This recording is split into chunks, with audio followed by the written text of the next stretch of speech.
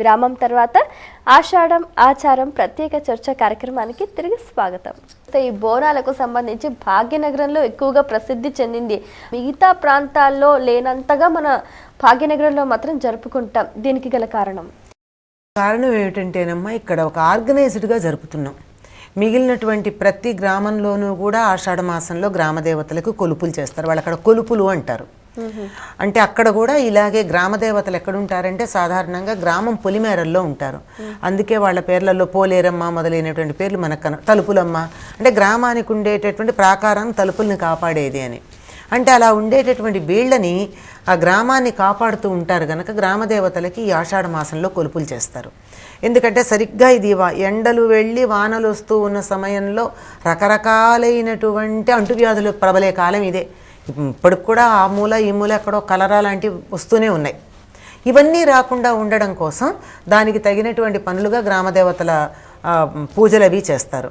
దానికి గాను ఎవరికి వాళ్ళు ఇల్లు శుభ్రం చేసుకుంటే, ఇవాళ మా ఇల్లు చేసుకుంటే ఈ క్రిములన్నీ మీ ఇంటికి వస్తాయి, ఇవాళ ఆ ఇల్లు చేసుకుంటే పక్కింటికి ఎడతాయి. అందుకని ఊళ్ళో వాళ్ళందరూ ఒక్కరోజే పెట్టుకుంటే గుమ్మల్లో వారు పోయడం లేక సాక పోయడం, ఇక్కడంతా సాక అంటారు, అక్కడ వారు అంటారు. అంటే నీళ్లు పోస్తారు. నీళ్లు పోసేసి దాంట్లోనే పసుపు కుంకుమ వేపాకులు వేస్తారండి. అందరి ఇళ్ళు ఒక్క రోజున అలా ఉంటే ఎక్కడుంటాయి ఆ క్రిమికీటకాలు? ఊరు నుంచి బయటకు వెళ్ళిపోతాయి. అట్లా వెళ్ళేటటువంటి ఏర్పాటు అట్లా చేసుకుంటే ఇక్కడ హైదరాబాదులో ఏమిటంటే సరిగ్గా 200 సంవత్సరాలు, 2013కి 200 సంవత్సరాలు అవుతుంది. అప్పుడు 200 సంవత్సరాలకు ముందు సురిటి అప్పయ్య అనేటటువంటి ఆయన ఇక్కడ డోలీ బేరర్గా ఉండి ఉజ్జయినిలో ఉద్యోగం చేస్తూ ఉండేవాడు. అక్కడ ఉంటే కలరా వచ్చిందని ఉజ్జయినిలో ఉన్న మహంకాళికి మొక్కుకున్నాడు. 100 మందిని చంపేసే కలరా నువ్వు గనక తగ్గించెడితే మా ఊళ్ళో నిన్ను ప్రతిష్టాపిస్తానమ్మా అని మొక్కుకుంటే తగ్గిందిట. అందుకని 2 సంవత్సరాల తర్వాత ఆయన అక్కడి నుంచి వచ్చి, మరి ప్రయాణ సౌకర్యాలు తక్కువే కదా, వచ్చి ఇక్కడ ఒక కొయ్య బొమ్మని అమ్మవారిని, ఉజ్జయిని మహంకాళి అమ్మవారిని తయారు చేసి ఇక్కడ సికింద్రాబాద్లో పెట్టి పూజలు చేయడం మొదలుపెట్టారు. ఏ అమ్మవారి వల్ల ఒక్కసారి నమస్కారం చేసుకుంటే కలరా లాంటి వ్యాధి వ్యాపన తగ్గిందో ఆవిడ్ని ప్రతి సంవత్సరం అంటువ్యాధులు రాకుండా చేయమని ప్రారంభించారు. ఆ వంశం వాళ్ళు చేస్తూ అది ఎంతగా అంటే సికింద్రాబాద్ ఏమిటి చుట్టుపక్కలంతా కూడా ఒట్టి మహంకాళి అనరండి అమ్మవారిని, ఉజ్జయిని మహంకాళి అంటారు. అంటే ఉజ్జయిని నుంచి తీసుకొచ్చినటువంటి మహంకాళి అని అలా వచ్చింది గనక ఈ ప్రాంతాల్లో విపరీతమైనటువంటి నమ్మకంతో అందరూ కలిసికట్టుగా చేసుకుంటారు ఈ ఉత్సవాన్ని. ఇలా చేసుకుంటారు. వీళ్ళు బోనాలని పేరు పెట్టుకున్నారు. అన్ని ప్రాంతాల్లోనూ జరుగుతాయి. కాకపోతే ఇంత విస్తృతంగా, ఇంత పెద్ద ఎత్తున, ఇంత పకడ్బందీగా, ఇంత కలిసికట్టుగా మూకుమ్మడిగా చేసుకోవడం మాత్రం తక్కువ. మీరు చెప్పండి. అవునండి. అయితే ఇది శక్తి ప్రదర్శన. శాక్తేయం శైవం కంటే వైష్ణవం కంటే శాక్తేయం చాలా చాలా శక్తి ప్రదర్శనకు ఆధారభూతం అండి. అమ్మవారు ఇప్పుడు మనకు వచ్చే ఆశ్వీజ మాసంలో మనం పాడ్యం నుంచి విజయదశమి వరకు జరుపుకునేటటువంటి మహాకాళి, మహాలక్ష్మి, మహాసరస్వతి, శాకంభరి మొదలైన రక్తదంతి, భ్రామరి, దుర్గా, ఏ పేర్లతో అమ్మవారిని అయితే పిలుచుకుంటామో ఇవన్నీ కూడా మనకు అమ్మవారు ఒక సంస్కృతీకరింపబడ్డటువంటి ఒక పరాశక్తిగా, ఒక దివ్యశక్తిగా అక్కడ కనిపిస్తుంది. కానీ ఇక్కడ అట్లా కాదు. అంటే ఇక్కడ ఈ గ్రామీణ జీవితంలోకి వీళ్ళు ఎవరు మనల్ని రక్షించేది అంటే ఒక చిన్న దెబ్బ తాకినట్టయితే పిల్లవాడు ఎవరి దగ్గరికి పోతాడు? తల్లి దగ్గరికి పోతాడు. తల్లి దగ్గరికి వెళ్ళేదడిగే తల్లి ఒళ్ళోకి తీసుకుంటుంది. కాబట్టి ఈ భూమాత ఆమెనే ఒక భువనంగా భావించి ఆ భువనము అంటే ఆ కుండ అంటే కుంభం, ఆ కుండను నెత్తిన పెట్టుకొని అది బోనమని అంటే భువనాన్ని నేను నెత్తిన పెట్టుకున్నాను అన్నటువంటి విధంగా ఆ జగన్మాత, లోకమాత, ఆ తల్లి ఈ భువనాన్నే మోస్తున్నది అని చెప్పడానికి వీలుగా అలాగా వాళ్ళు భువనాన్ని నెత్తిన పెట్టుకొని ఒక మహాశక్తి ప్రదర్శన చేయవలసినటువంటి వాతావరణం కూడా ఇక్కడ ఒకటి ఏర్పడింది. ఎందుకొరకంటే మామూలు గుళ్ళ మీద ఇక్కడ ఒక సందర్భంలో దాడులు జరిగాయి. కానీ అమ్మవారి గుడి మీద దాడి చేసినట్టయితే కానీ ఈ ప్రమాదం వస్తుంది అని భయపడి అమ్మవారి గుళ్ళ దగ్గరికి రాలేదండి. ఈనాటికి కూడా అమ్మవారి గుళ్ళను స్పృశించడానికి ఎవరైనా వ్యతిరేకులైనటువంటి వారు దాని దగ్గరికి రావడానికి భయపడతారు. పసుపు కుంకుమలు బ్రహ్మాండంగా వెదజల్లబడతాయి. అంతేకాదు వేపాకుకున్నటువంటి ప్రాధాన్యం మనకు ఇక్కడ తెలుస్తుంది. ఏ రోజైతే బోనం తీస్తారో, బోనం ఏ ఇంటి నుంచి అయితే వస్తుందో ఆ ఇంట్లో ఉండేటటువంటి వాళ్ళందరూ కూడా మామిడి తోరణాలు కడతారు, గుమ్మాలకు ఈ వేపమండలి కూడా పెడతారు. దీని కారణంగా ఏమవుతుంది అని అంటే, ఈ వర్షం కారణంగా ఏ గాలిలో వచ్చినటువంటి మార్పు ఉన్నదో ఆ మార్పు దూరమై పర్యావరణం కూడా పరిశుభ్రమయ్యేటటువంటి పరిస్థితి ఏర్పడుతుంది. ఇంతేకాక భవిష్యత్తు కూడా దీంట్లో వింటారు. రంగం మీదకి ఎక్కిన తర్వాత ఒక్కసారిగా బ్రహ్మాండంగా ఏం జరగబోతుంది అని జ్యోతిషం చెప్పేస్తారు, రాబోయే భవిష్యత్తు గురించి చెప్పేస్తారు. ఒక పూనకం వచ్చేసి శివసత్తుల్లాగా మారిపోయి సిగాలు ఊగుతూ చెప్తారండి. వాణి గారు, మీరు చెప్పండి, అసలు ఈ ఆషాఢ మాసంలో అమ్మవారికి శాకాంబరి అలంకారం ఎందుకు చేస్తారు? మనం ఏ రకమైనటువంటి ఆహార పదార్థాలు తీసుకోవాలి, దీనికి కొన్ని నియమాలు ఉన్నాయి. ఏ రకమైన ఆహార పదార్థాలు తీసుకోకూడదు, ఇవన్నీ మనకి చెప్తారు, ఆయుర్వేదం చెప్తోంది.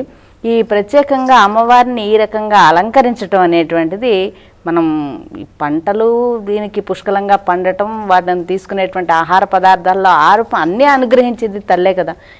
ఏదైనా కానీ మనం తీసుకునేటువంటి ఆహారాన్ని అనుగ్రహించేది తల్లే, కాబట్టి ఆ రకంగా అమ్మవారిని పూజించడం అనేటువంటిది వచ్చింది. అనంతలక్ష్మి గారు, మీరు చెప్పండి, అసలు ఈ ఆషాఢంలో మనం పాటించాల్సిన ఆచారాలు ఏమిటి? చాలా పవిత్రమైనటువంటి నిర్జల ఏకాదశిలో అవన్నీ వచ్చేది. జ్యేష్ఠ మాసంలో వచ్చేది నిర్జల ఏకాదశి. ఇప్పుడు రేపు రాబోయేది తొలి ఏకాదశి. దీనికి ఉన్నటువంటి ప్రాధాన్యం, ఎప్పుడన్నా అన్నం తినచ్చేమో కానీ తొలి ఏకాదశి నాడు అన్నం తిన్నట్టయితే, భోజనం చేసినట్టయితే మహాపాపంగా కూడా చెప్తూ ఉంటారు. అంటే అంత పవిత్రమైనటువంటి మాసం ఉండి అనేక రకాలైనటువంటి ఆధ్యాత్మిక సాధనలకు ఉపయోగపడేది. శుభకార్యాలకు అవకాశం లేదు అంటే అర్థం ఏమిటో తెలుసా? ముహూర్తాలు, పెళ్ళిళ్ళకు కానీ, గృహప్రవేశాలకు కానీ, ఒడుగులకు కానీ, మరో దానికి కానీ ఏమీ లేవంటే అర్థం ఏమిటి? వేడుకలు చేసుకోవడం కాదు, సాధనలు చేసుకోండి. ఇక్కడ సాధన చేసుకోవడానికి పూర్తిగా కేటాయించబడింది. పొలం పనులు చేసుకున్న వాళ్ళు పొలం పనులు చేసుకుంటారు, అవి అందరూ చేయలేరు కదా, అందరూ చేయలేరు, పాపం చేయాలని ఉన్నా చేయలేరు. వీళ్ళందరూ ఏం చేయాలి?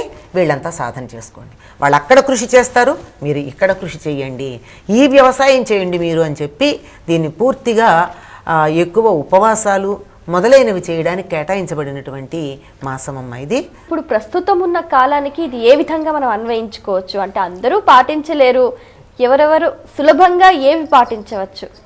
కమలాకర భట్టు నిర్ణయ సింధువు అని ధర్మశాస్త్ర గ్రంథాన్ని మనకు అందించాడండి. అదేవిధంగా భవిష్యోత్తర పురాణంలోను స్కాందంలోను ఆషాఢ మాసంలో ఎలా మెలగాలి అనేది చెప్పారండి. ఆషాఢ మాసం మొత్తము కేవలం రాత్రిపూట మాత్రమే భోజనం తీసుకొని పగటిపూట మొత్తం భోజనం తీసుకోకుండా ఉండాలి అని నిర్ణయ సింధువులో కమలాకర భట్టు చెప్పారండి. అంటే ఆషాఢ మాసంలో రాత్రిపూట మాత్రమే భోజనం చేసి భూమి మీద మాత్రమే పడుకొని ఆ తర్వాత బ్రహ్మచర్యాన్ని పాటించినట్టయితే వ్యక్తి మహాశక్తిమంతుడు అవుతాడు అనేటటువంటిది కమలాకర భట్టు చెప్పాడండి. అంతేకాకుండా ఆషాఢేతు సితే పక్షే ఏకాదశ్యాముపోషిత అన్న అని ఏకాదశి రోజున తప్పనిసరిగా ఉపవాసం ఉండాలి అన్నారండి. ఉపవాసం ఉండాలని చెప్తూ ఆ ఏకాదశి నాడు ఆ రుక్మాంగదుని యొక్క కథను వినాలి అని కూడా ప్రచారం చేశారు. రుక్మాంగదుని యొక్క కథ, ఈ రుక్మాంగదుడు ఏకాదశి వ్రతాన్ని పాటిస్తూ ఉంటే ప్రజలందరూ కూడా ఏకాదశి వ్రతాన్ని పాటించారండి. పాటించే వరకు ఏకాదశి వ్రతం కారణంగా ఎవరికి రోగాలు రావడం లేదు, ఎవరు చనిపోవడం లేదు, యమలోకం ఎవరూ లేనటువంటి పరిస్థితి ఏర్పడింది. ఏం చేయాలని యముడు ఆలోచించి ఎట్లయినా వ్రతభంగం చెయ్యాలి అని అనుకొని రంభను ప్రవేశపెట్టాడండి. మనం చూసేటటువంటి పురాణ కథల్లో దేవేంద్రుడు ప్రవేశపెడతాడు, మృత్యులోకానికి ఎవరూ రావడం లేదని యమధర్మరాజు ప్రవేశపెట్టాడు. ఆ రంభ వచ్చి ఈ రుక్మాంగదునితో కలిసి ఉండి అతనితో ఒక మాట తీసుకొని ఏకాదశి నాడు తనతో ఉండమని కోరుతుంది. అతను అంగీకరించాడు. దానితోటి వెంబడే ఆమె, నీవు మాట తప్పినావు కాబట్టి ఈ మాట తప్పిన కారణంగా నేను ఒకటి అడుగుతాను, చేయమంటుంది. ఏమిటది అని అంటే, నీ కొడుకు తలను నరికేయమంటుంది. మాట తప్పిన కారణంగా ఆ కొడుకు తలను నరకడానికి ఎప్పుడైతే కత్తి పైకెత్తాడో అప్పుడు విష్ణుమూర్తి సాక్షాత్కరించి ఈ ఉపవాస నియమాలు పాటించడం అనేటటువంటిది చేసేటటువంటి పద్ధతి గొప్పది అని చెప్తాడని ఇలాంటి ఒక 5-6 కథలు ఉన్నాయండి. దీని గురించి మనం కొనసాగించే ముందు ఫోన్ లైన్ లో చలపతిరావు గారు లైన్ లో ఉన్నారు. మరి వారితో మాట్లాడి చర్చా కార్యక్రమాన్ని కొనసాగిద్దాం. నమస్తే అండి చలపతిరావు గారు. నమస్కారం మేడం, చెప్పండి సార్. చెప్పండి, అసలు ఈ ఆషాఢం విశిష్టత గురించి మీ మాటల్లో. ఆషాఢం విశిష్టత గురించి అనేక రకాలుగా, ఇదంతా మూలం అమ్మవారికి సంబంధించిందమ్మా. నమాత పరదైవత. ఈ ఆషాఢ మాసంలో మొత్తం ఒక ప్రాంతంలో ఒక రూపంగా కొలుస్తారు. అక్కడ కృష్ణ, ఇక్కడ ఎల్లమ్మ తల్లి, మహిషమ్మ తల్లి, పోచమ్మ తల్లి ఇవన్నీ కొలుస్తారు. అమ్మవారి రూపం ఒకటే. అటు ఆంధ్రాలో పెడితే కృష్ణా, గుంటూరు పెడితే గంగానమ్మ, పోలేరమ్మ, నూకాలమ్మ, ఉత్తరాంధ్రలో అంకాలమ్మ రకరకాలుగా కొలుస్తారు. ముఖ్యంగా ఈ ఆషాఢం ఏంటంటే అత్తా కోడళ్ళు దాదాపుగా ఒక చోట ఉండరు. ఇక్కడ ఏంటి ప్రాధాన్యం కేవలం భక్తి మాత్రమే. ప్రజలు, గ్రామాలు, పట్టణాలు అందరూ సుఖంగా ఉండాలని మన ఆడ మనుషులు, సోదరీమణులు వాళ్ళంతా ఏం చేస్తారంటే చక్కగా పసుపు కుంకుమ పెట్టుకుని ఆ కుండలు బోనాల నెత్తిమి ఎత్తుకుని అమ్మవారికి ఆ నైవేద్యం అర్పిస్తారు. దాంతో సకల సుఖాలు, సౌఖ్యాలు కలుగుతాయని మన భారతీయ ప్రగాఢమైన నమ్మకం అమ్మ. అక్కడ పెద్దలు కసిరెడ్డి గారు ఉన్నారు, ఇంకెవరున్నారు తెలియదు, నేను క్లోజ్అప్ లో చూశాను. అనంతలక్ష్మి గారు కూడా ఉన్నట్టున్నారు. నమాద పరదైవత, ఆ తల్లిని ఏ రూపంగా కొలిచిన తల్లి. ఏదైనా పాట పాడగలుగుతారా మా ప్రేక్షకుల కోసం? అమ్మా బయలునాదో, అమ్మ తల్లి బయలునాదో, అమ్మ తల్లి బయలునాదో, అమ్మ బయలునాదో నాయన తల్లి బయలునాదో, ఓ అమ్మ బయలునాదో నాయన తల్లి బయలునాదో. పాలకొండ పట్టు సీర మేలో బళాది, సెంగు విడిసి కట్టినాది మేలో బళాది. పాలకొండ పట్టు సీర మేలో బళాది, సెంగు విడిసి కట్టినాది మేలో బళాది. రైకనే తొడిగినాది మేలు బళాది, రంభలాగున్నది మేలు బళాది. రైకనే తొడిగినాది మేలు బళాది, రంభలాగున్నది మేలు బళాది. కాటికెట్టుకోని మేలు బళాది, కాంతలాగున్నది మేలు బళాది. అమ్మా బయలెల్లినాదో నాయన తల్లి బయలెల్లినాదో, ఓ అమ్మా బయలెల్లినాదో నాయన తల్లి బయలెల్లినాదో. ధన్యవాదాలండి. వాణి గారు మీరు చెప్పండి, ఈ ఆషాఢ మాసంలో ఎటువంటి ఆహార నియమాలు పాటించాలి? అంటే కొన్ని గుమ్మడి ఇలాంటి పదార్థాలు మనం తీసుకోకూడదు అంటారమ్మా. అయితే ప్రత్యేకంగా ఆకుకూరలు మానేసి ఇతరులకి దానం చేయాలని చెప్తారు. మనం తీసుకోకుండా ఇతరులకి దానం చేయాలని చెప్తారు.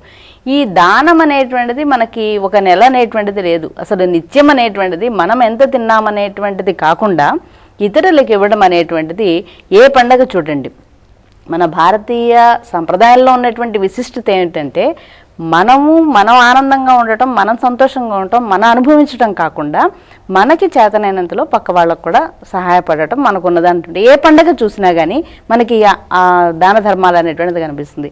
కాబట్టి ఈ ఆహార నియమాలు కూడా ఎందుకంటే ప్రత్యేకంగా ఈ వంకాయ, గుమ్మడి ఇలాంటి పదార్థాలు తినకూడదు అంటారు.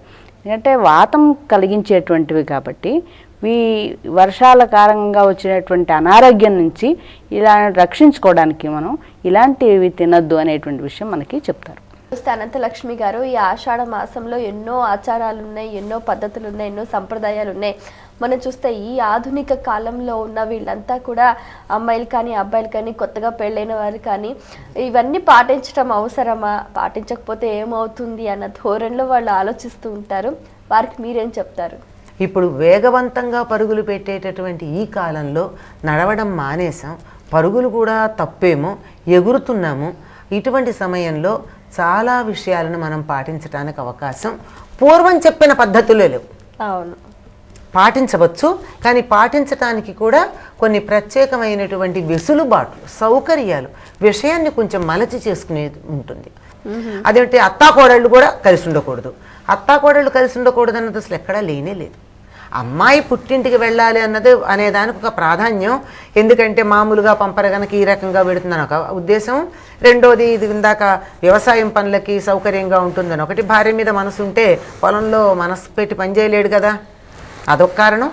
అంతేకాకుండా సాంఘికమైనటువంటి కారణాలు ఇవన్నిటిగా అక్కడ అమ్మాయి ఉన్నప్పుడు ఇక్కడ ఉండకూడదు అని ఒక మాట చెప్పేస్తే ఇవన్నీ చెప్తే ఎవరు వినరు గనక ఆచారం అండి ఆషాఢ మాసంలో ఉండకూడదండి అట్లా అని చెప్పడం వల్ల జరుగుతూ ఉంటుందన్నమాట. అంతే తప్ప ప్రత్యేకంగా ఇలాంటివి ఏమీ లేవు. ఇవన్నీ పాటించటం అన్నది ఎప్పుడో మానేశారండి. దాన్ని గురించి ఈనాటికి ఎవరన్నా పట్టించుకుంటున్నారంటే ఇంకా అవసరమా అని అడగడం ఉంది. ఇప్పుడు ఈ రోజుల్లో అమ్మాయి నెలకి 2 లక్షలో 3 లక్షలో సంపాదించుకుంటున్న అమ్మాయి ఉద్యోగం మానేసి పుట్టింటికి వెళ్ళి కూర్చుంటుందా అండి? న్యాయం అది అంటాం. ఇంకా దానికి ఒక అవాంతరంగా కూడా చెప్పారు, అమ్మాయి ఇక్కడ అబ్బాయి అమ్మాయి కలిసి ఉండకూడదు, అత్తగారు కోడలు కలిసి ఉండకూడదంటే వేరే చిన్న ఫ్లాట్ తీసుకుని ఉంటారట. సాయంకాలం మాత్రం వీళ్ళిద్దరూ కలిసి మిగిలిన వాళ్ళు పెద్దవాళ్ళు కలవరట, వీళ్ళిద్దరూ హోటళ్లలో తిరుగుతూ ఉంటారట. ఇది ఎక్కడ అన్యాయం? అంటే ఒక నియమం ఏదన్నా ఉన్నట్టయితే, ఒక ఆచారం ఏదైనా ఉన్నట్టయితే దాన్ని ఎన్ని రకాలుగా వక్రీకరించి మనం ఉపయోగించుకోవడం అన్నది కనపడుతోంది తప్ప అసలు ఎందుకు ఈ ఆచారం పెట్టారు? మనం ఏ అమ్మాయి కూడా మొగుడింటికి వెళ్ళిందా అని అడగం. మనం భర్తింటికి వెళ్ళిందా అని ఎక్కడికంటాం? అత్తగారింటికి అంటాం. అత్తగారింట్లో ఉండకూడదు అని చెప్తే భార్యాభర్త ఇంత ఓపెన్గా ఇంత పచ్చిగా ఈ రోజుల్లో మాట్లాడుతున్నాం, కానీ పూర్వం ఇంత పచ్చిగా మాట్లాడేవాళ్ళు కాదు కదండి. గుట్టుగా చాలా మృదువుగా అర్థమయ్యి కానట్టుగా సున్నితంగా మాట్లాడుకునేవారు. అందుకని అత్తగారింట్లో ఉండకూడదు అని చెప్పారు. దాంతో అత్తా కోడలు కలిసి ఉండకూడదని మనం వక్రీకరించాం. ఆ వక్రీకరించిన దాంట్లో ఒక వెసులుబాటు చూసుకున్నాం, ఒక లొసుగు వెతికాం, ఆ లొసుగును పట్టుకుని చేస్తున్నాం అంతే తప్ప ఇవి ఈ రకంగా అర్థం తెలిస్తే ఏది పాటించాలి ఏది పాటించక్కర్లేదు ఎవరికి చెప్పక్కర్లేదండి. అర్థం చెప్పండి చాలు, వాళ్లే పాటించాలో పాటించక్కర్లేదో నిర్ణయించుకుంటారు. ఓకే, ఈ చర్చా కార్యక్రమాన్ని కొనసాగించే ముందు చిన్న విరామం తీసుకుందాం. ఆషాఢం ఆచారాలు ప్రత్యేక చర్చా కార్యక్రమంలో స్వల్ప విరామం.